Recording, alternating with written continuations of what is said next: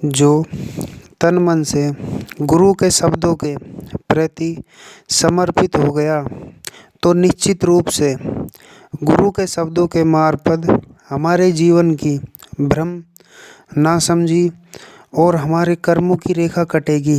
और गुरु वो हैं जो हर मानव मात्र को भ्रम को कर्मों की रेखा को काटते हैं और अपनी समझ और अपनी सेण के मार्फत। इसलिए इस शब्द में कुछ इस तरह का ए जी गुरु बसे बनारसी रे, ए जी गुरु बसे बनारसी न शीश समुंदर तीर। अरे जो जो गुरु गुण उपजे तो निर्मल होत शरीर। और निर्मलता कब आएगी? जब हम गुरु के वचनों को अपने अंतर में आत्मसात कर उनकी प्रत्यक्षण भूति करें तब। और ये सब बेहदी गुरु से संभव नहीं है।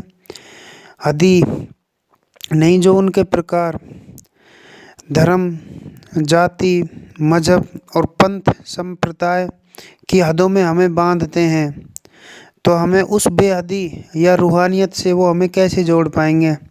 इसलिए सदगुरु कबीर साहब कहते हैं, अरे ये सब गुरु हैं हद के रे, ये सब गुरु हैं हद के न बेहद के गुरु नाय। अरे बेहद आपे उपजैन अनुभव के घर माए। अरे गुरु सरीखा देवे हमारे मन भावे सदा मन भावे। गुरु काटे कर्म की जाड़ जीव सुख पावे। गुरु काटे भरम राड़ी जाड़ जीव सुख पावे। अरे गुरु सरीखा देवे हमारे मन भावे सदा मन भावे। गुरु काटे कर्म की माए जीव सुख पावे। गुरु अरे गुरा जी की सेण समझ कर धावे समझ कर धावे। भाई वो नर संत सुजान जीव उलटावे। अरे वो नर चतुर सुजान मन उलटावे। गुरु सरीखा देवे हमारे मन भावे सदा मन भावे। गुरु काटे कर्म की जाड़ जीव सुख पावे। अरे वाह गुरा जी की सेण समझ कर धावे समझ कर धावे। भाई वो नर संत सुजान जीव उलटावे। अरे वो नर चतुर सुजान मन उलटावे। गुरु सरीखा देवे हमारे मन भावे सदा मन भावे। गुरु काटे कर्म की जाड़ जीव सुख पावे। भाई गुरु काटे कर्म की माए जीव सुख पावे। गुरु सरीखा देवे हमारे मन भावे सदा मन भावे। गुरु काटे कर्म की जाड़ जीव सुख पावे।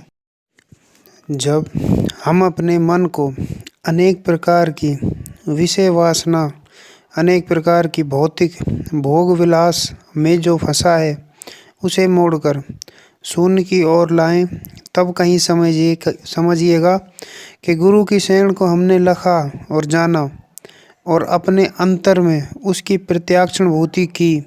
और तब ये होगा जब हम अपने निज घर में आ जाएंगे। और हर इंसान का निज घर कौन सा है?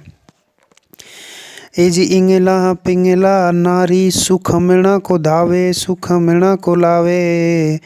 भाई आला उरदिला बीच मन ठहरावे। भाई आला उरदिला बीच मन ठहरावे।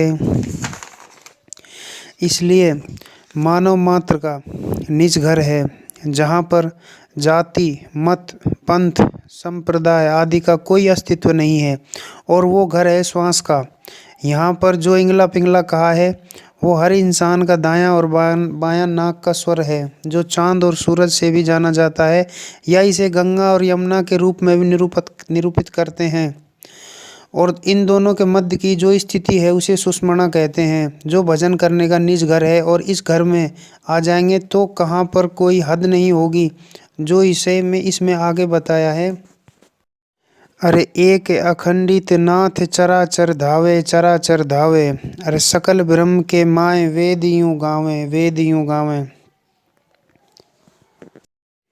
इसलिए वो परमात्मा, वो ईश्वर, वो अल्लाह, वो वाहेगुरु अखंडित है, अखंडित है, जो कभी खंडित नहीं होता, जिसको कभी विभाजित नहीं किया जा सकता है, जिसको कभी बांटा नहीं जा सकता है। वेद शास्त्र पुराण में ये